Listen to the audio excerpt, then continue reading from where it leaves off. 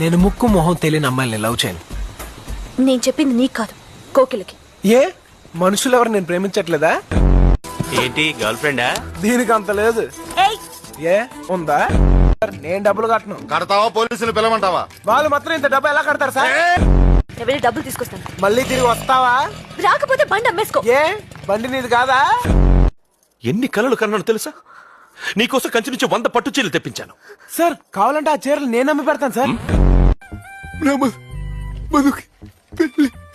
ఇప్పుడేం చేస్తావు?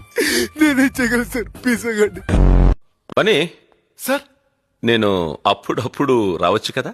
సార్ మీ ఇల్లు అనుకోండి. ఓ సారీ, మీ ఇల్లే కదా. మా వాళ్ళు ఏమన్నావు? బయటికి పొమ్మన్నా. ఎందుకలా అన్నావు? మన అగ్రిమెంట్ పట్టించుకోకుండా లోపలికి వచ్చారు, బయటికి పొమ్మన్నాను. వాళ్ళు నా ఫ్రెండ్సే, నా ప్రాణమిత్రులు. చెప్తే నేను చెప్పాలి. రేయ్ బయట పోండ్రా. Hello hello stop it. ఆ డీసీపీ రమ్మంటే వచ్చాను. ఏంటయ్యా ఎప్పుడు చూసినా డీసీపీ డీసీపీ డీసీపీ అంటావు? డీసీపీ సార్ అనాలి. ఆయన వల్లే కదా మధు మన లైఫ్ ఇంత హ్యాపీగా ఉంది. చెక్. ఇప్పుడేం చేస్తావు? నేను ఒప్పుకోను అక్క పెట్టింది, నేను ఏయ్ నువ్వు ఒప్పుకునేదేంట్రా? నేనే ఒప్పుకోను. ఇది క్యాన్సిల్. మళ్ళీ పెట్టు. ఇదేంటి మళ్ళీ అక్కడే పెట్టావు? ఇది నేను ఆలోచించింది.